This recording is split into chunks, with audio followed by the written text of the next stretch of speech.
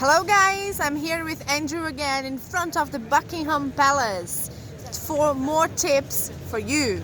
Yeah? Então vamos dar mais dicas para vocês. Ele vai dar para vocês, né? Não eu. Né? E a primeira coisa que eu quero falar para vocês é que quando eu conheci o Andrew na escola, eu, brasileira, tinha aquela mania de dar a mão, de hug, abraçar, and give the 3 kisses. And he didn't like it. Didn't like it very much. Não gostava muito. So the first tip is going to be about politeness. A primeira dica vai ser sobre educação, né? So in general, when we meet people or we go into a restaurant or we have any conversation with people in general or public workers and we ask questions, we usually say please or thank you at some point. Yeah. Also, when greeting people in general, saying hello and so on, yes, we aren't so accustomed to kissing on the cheek. We usually do a hi or bye or so on. Or if we really know the person, we can give them a hug or just do a man hug or something like that. So it's kind of like a half hug. Ok, half hug. Gente, não é meio abraço. Não é pra dar aquele abraço que a gente dá no Brasil. Porque não rola não. Yeah, we don't go crazy like that. Yeah, they don't go crazy. It's like their space and... Yeah, we're respectful of other people's space more than a lot of other cultures. Yeah. Such as Brazilian or Italian or so on. So always remember to say thank you, I'm sorry, né? Obrigada, me desculpa, excuse me, com licença, né? Very important. So related to that, I have been to some cities in Brazil, and something that I noticed that people do is this noise that they make with either their nose or their mouth. It's something like anyone that does it, if someone sees you doing that in the street here, it may not be considered to be very polite. So I would advise against doing this kind of thing. Yeah, guys, aí no Brasil a gente tem aquela mania de fazer cuspir no chão. Não vamos fazer isso aqui não, porque é muita falta de educação. Eles vão achar que a gente é louco, crazy people do that. Different people do that, you know, each to their own, but in general, if to be polite, it's better not to make those weird noises in public spaces. Então, em lugares públicos, nada de fazer barulhos de helicopter. And then we come back, voltamos depois. Yes. Okay, continuing. Okay, so next one is, I will introduce you to these. Now, for some people, a lot of people use an Oyster card to travel around London. So there is usually a yellow signal reader which allows you to use your Oyster card on buses, trains and some trams and Docklands Light Railway and other public transport around London. Now, usually you have to pay, last time I paid for one it was £10, but I've heard you can pay less. I think it's 5. So please check.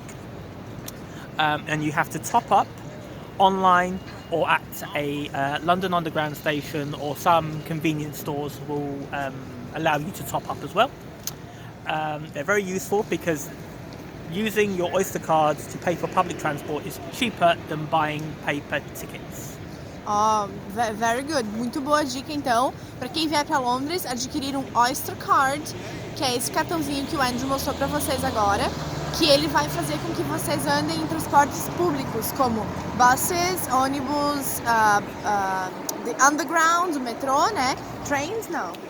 Trains, yeah, but local trains, only within like Greater London. So if you want to go to Manchester or Birmingham or Oxford, you can't use the Oyster card. Yeah, so local trains, trens locais aqui dentro, né?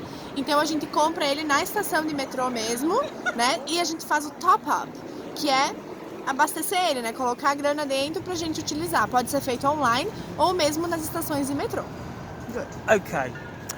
Also, in general, when we are on escalators, so escalators usually are found in underground stations or in famous buildings or so on, usually we stand to the right because there are some people who like to walk up the escalators. So by standing to the right, we give space for people who want to walk, which I sometimes do. So please bear that in mind. If you are stood to the left and you have 4 people standing behind you, not quite sure why you are moving, please be aware of that. So, gente, escalators, escada rolante, tá? Sempre que a gente estiver, principalmente no metrô, ficar sempre do lado direito, porque tem uma galera que às vezes está com mais pressa e eles querem passar rapidinho, então eles conseguem passar do lado esquerdo. Very good. Okay, right, now, some of you may have heard about Brexit. Brexit? I'm not going to explain what it is. But if you come to London or the UK in general, please do not ask a British person about Brexit. Ooh. In a similar way, if you go to the United States of America, I would suggest it's advisable not to ask a local what their thoughts are on Donald Trump. So, if you're traveling, galera, se vierem pra cá, não pedir para um local, para um nativo sobre o Brexit, assim como se vocês estiverem nos Estados Unidos, não pedir para eles a opinião sobre o Donald Trump. Okay. I won't ask. Yeah, sure. Another one is just a general point of reference is London is a very multicultural city. So you will see people from all parts of the world. Sure, many Brazilians are here. There are Brazilian communities here. People from Asia, Africa, Caribbean, and so on, all come to live and work here. Now, one of the good things about that is the food, because now in the UK we're famous for things like fish and chips, roast chicken, roast beef, sausage and mash, which is sausages with mashed potato.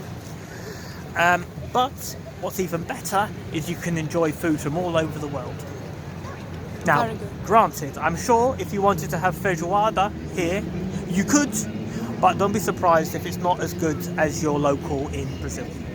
Yeah, that's true.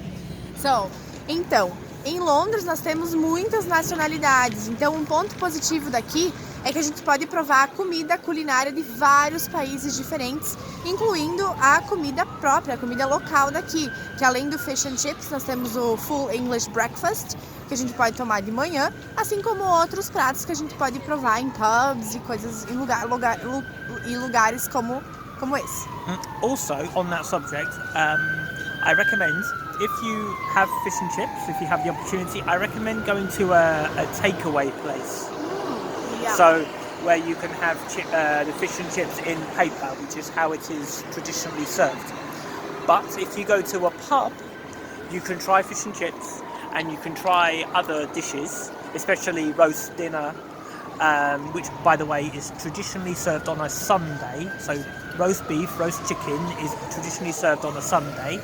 The best place to have it is in a English pub. Mm-hmm. English pubs will serve you traditional English food. Mm-hmm. They may be a bit more expensive than if you go locally, but to other places, but it's generally English pubs are the place to go for English food. So, for English food, para comidas aqui inglesas, é interessante que a gente vá para os pubs ingleses mesmo. E o fish and chips é mais barato se servido e mais original, mais tradicional, se vocês pegarem ele para levar, que ele é servido on paper, né? Fish and chips on paper. Yeah, on the paper, yeah. On the paper. Yeah. Yes. Yeah, okay. One more thing. So Big Ben is probably the most famous landmark in UK, definitely in London at least, apart from Buckingham Palace. One thing that looks a bit different though about Big Ben is that it is going under some construction work. So if you go and you want to take some posts on Instagram or some photos or videos of yourself by Big Ben to show your family, please don't be disappointed that it is not as it would normally appear in postcards.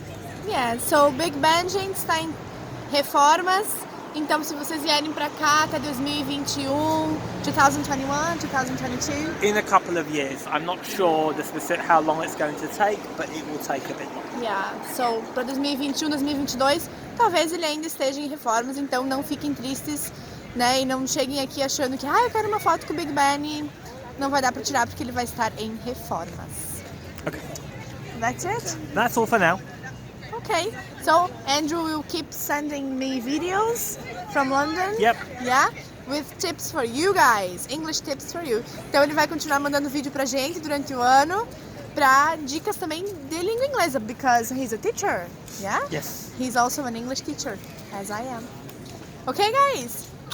See you on the next video, and bye-bye. Okay, until next time.